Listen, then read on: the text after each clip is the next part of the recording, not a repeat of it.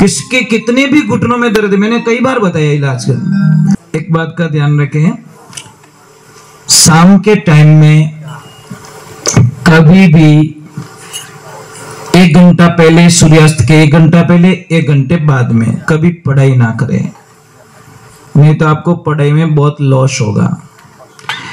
सूर्यास्त के 1 घंटे पहले 1 घंटे बाद में खाना ना खाएं, नहीं तो बहुत बीमारी होगी। सूर्यास्त के 1 घंटे पहले 1 घंटे बाद में सोए नहीं तो घर से दरिद्रता कभी बाहर नहीं जाएगी। झाड़ू हमेशा छुपा के रखें, झाड़ू के ऊपर किसी की नजर नहीं पड़नी चाहिए, क्योंकि झाड़ू घर की लक्ष्मी होती है, ये बात ध्यान रखें। और लगभग कोशिश करें तकिया बिल्कुल ना लगाएं। जब आप तकिया नहीं लगाओगे तो आपकी हजारों समस्याएं खत्म होगी। अगर तकिया लगा रहे हो तो फिर तकिया लगाने का तरीका सही आना चाहिए। समझ में आ रहा है? तकिया कैसे लगाते हैं हम लोग? यहाँ लगाते हैं, यहाँ नहीं लगाना। ये तकिया यहाँ होता है, गर्दन और कंधों के बीच में जो गैप होता है, तकिया वहां लगना चाहिए। पर हम लोग क्या करते हैं, यहाँ तकिया लगाते ऊपर की साइड में, तो ये बहुत दिक्कत होती है।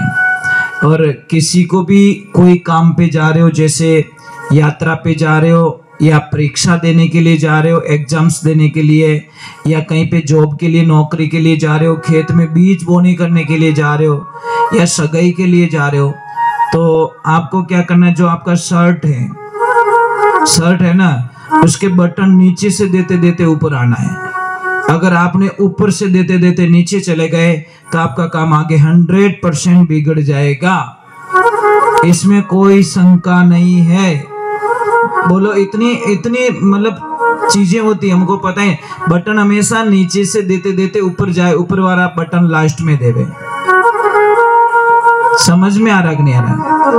और आप कोई भी काम पे जा रहे हो, कोई भी यात्रा पे, सगाई के लिए, पढ़ाई के लिए, एग्जाम्स के लिए, और कोई अगर विधवा स्त्री सामने मिल जाए तो समझ लेना आपका भाग्य उदय हो चुका है। आप इतने भाग्यशाली हो कि आपको विधवा स्त्री के दर्शन हो गए। आपको पता है, अब आपने शायद उसके बारे में जानकारी नहीं ली। आप सारे लोग क्या अपशुगन मानते हो कि विधवा स्त्री का मुंह देखने पर हमारा अपशुगन होता? अपशुगन नहीं होता साहब, वो कितनी नसीब वाली होती है, कई जन्मों के दुख एक ही बार में भगवान ने काट लिया। समझ में आ रहा है कि नहीं आ रहा है? पर हमको ये बातें समझ में नहीं आती। जिसको बच्चे नहीं है, अगर वो जोड़ा भी सामने मिल जाए तो कभी अपशुगन मत मानना, नहीं तो तुम्हारे वंश में किसी न किसी को बच्चे नहीं होंगे, ये गारंटी महाराज। जिसको बच्चे नहीं है, अगर वो जोड़ा सामने मिल जाए, अगर उसको अपशुगन मान के आप वापस रिटर्न हो गए, तो आप ही के पीढ़ी में भगवान आपको किसी न किसी को बिना बच्चों के रखेगा, इसमें कोई शंका नहीं है। जैसी करनी वैसी भरनी।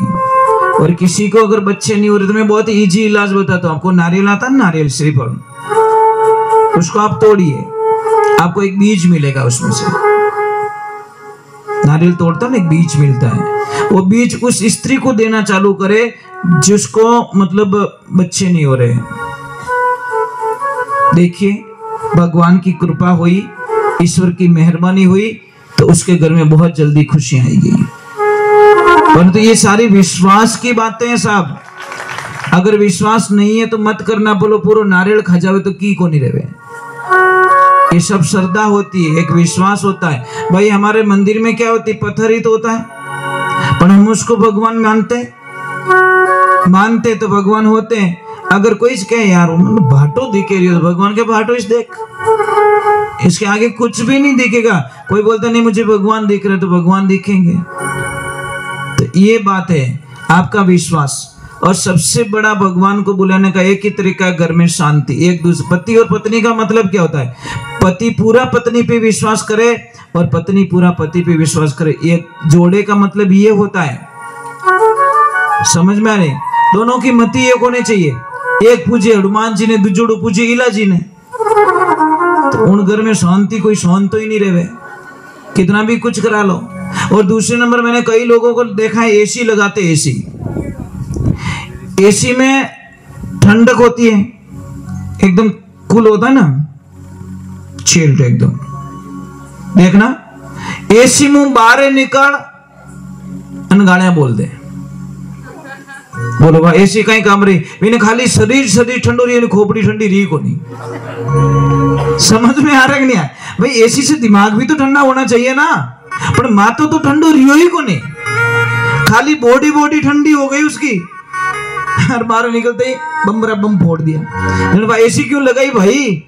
एसी का मीनिंग होता है तेरा दिमाग भी ठंडा होना चाहिए, ये ध्यान रखें।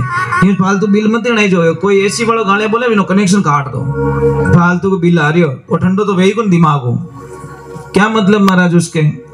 तो ये चीज है ना, सोचने की बातें होती है हमारे भाई। खाना खा रहे पेट नहीं भरा, वो खाना क्या काम खा, ये चीज है। कई लोग बोलते महाराज, एक तरफ आप बोलते हो कण कण में भगवान है, तो फिर हम मंदिर क्यों जाते हैं? ये प्रश्न बहुत ही गहरा है। तो फिर हम मंदिर क्यों जाते हैं? मैं आपको एक चीज बोल दूं ना, हवा पूरे ब्रह्मांड में, फिर भी हम पंखे क्यों लगाते हैं? पंखो बट लगा नट हूणो, समझ में आ रहा है कि नहीं आ रहा है? हम पंखे के नीचे क्यों? क्योंकि पंखा विशेष करके उस हवा को हमारे तक, तो मंदिर में वो एनर्जी होती है, सबकी एनर्जी वहां मिलती है, सबका विश्वास वहां पे एक पॉजिटिविटी पैदा करता है, और पॉजिटिविटी पैदा करने पे आई बिलीव इट्स गॉड।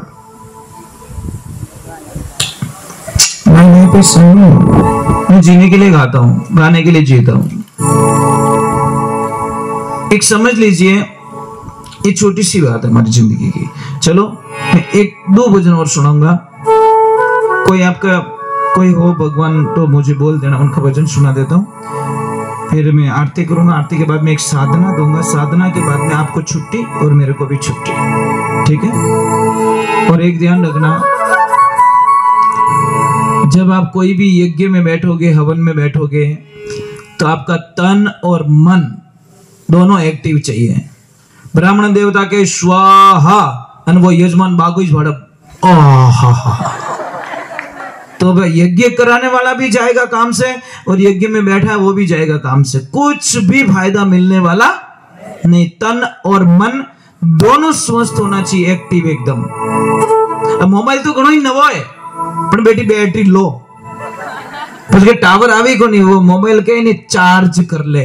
अब शरीर तो घणा ही बढ़िया नाय धोन आएगा, कपड़ा बढ़िया नवा पहन दीदा, माय ने बैटरी लो। तो कोई काम का यज्ञ, जिसके भी घर में यज्ञ होता है साहब, मैं तो लोगों को क्या कहता हूं, जो ये जैसे शादी होती है, सेकंड डे और एक दिन पहले बड़ी बंदोड़ी निकालते, ये बहुत गलत काम करते हैं साहब। बंदोड़ी एक दिन गैप में अगले दिन निकालो, एक दिन का गैप दीजिए, ताकि सारे सुबह में उठ के एक्टिव होके बारात में जाए। फिर बारात नाल नो पड़े, एक नीमड़ा नीचे पड़ियो, एक वटी पड़ियो, आखी रात बैठो डीजे माते धूड़ो उड़ायो। समझ में आ रही? बींद खुद ही नींद लेवे फेरा में, इन्हें पढ़ाए थी तो पढ़िया पसे ठा पड़ेगा पड़गा, क्यों बापड़न आखी रात जगह हो इन्हें। तो नियम ये कहता है, बंदोली का जो सिस्टम होता है, एक दिन पहले निकाल दो, एक दिन का गैप दे दो, उस दिन कोई नहीं होना चाहिए, नाच गान बिल्कुल नहीं, नॉर्मल होना चाहिए, टाइम पे सो जाओ, सुबह में बढ़िया बारात में जाओ एक्टिव होके। समझ में आ रहा है नहीं आ रहा है? क्योंकि यज्ञ करते हुए उबासी आना भी वर्जित मानी गई साहब। अगर आपको यज्ञ करते हुए उबासी आ गई तो भी वर्जित है यज्ञ में। पर ये चीज कौन समझाए महाराज? सत्यगुरुदेव की। एक तो अगरबत्ती मत किया करो, आप अगरबत्ती करते ही आपका यज्ञ सारा असफल हो जाता है। धूप बत्ती करो, क्योंकि अगरबत्ती में बांस आता है, और बांस जलाना हमारे शास्त्रों के विरुद्ध होता है, बिल्कुल अलाउ नहीं होता साहब। फिर भी हम पहले काम करो, अगरबत्ती लगाओ, वहीं से हमारा यज्ञ असफल में चला जाता है।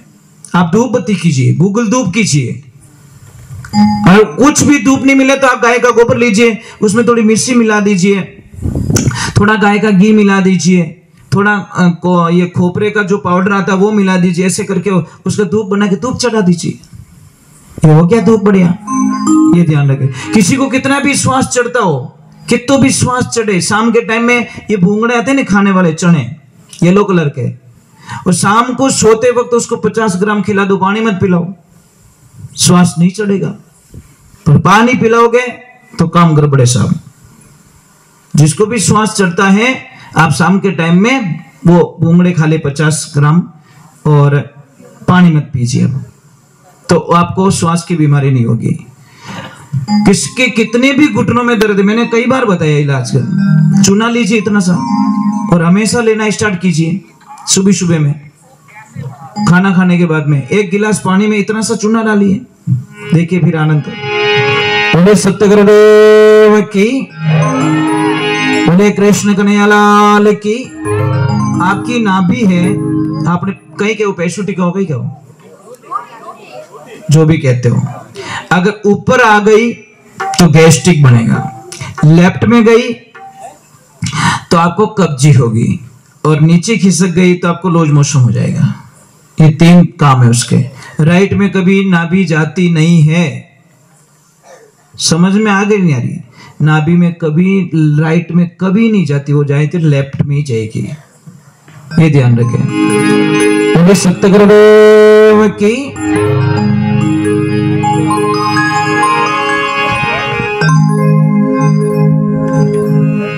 चलो मैं 2 भजन और सुना देता हूँ। कोई महादेव जी का वगैरह वगैरह कुछ हो तो बोल देना मुझे, कोई भी यूं की कर, आप ही तो बोल दो कोई एक आध भजन के पे आ मारे महादेव जी का। चलो हनुमान जी का गा लेते हैं, ठीक है?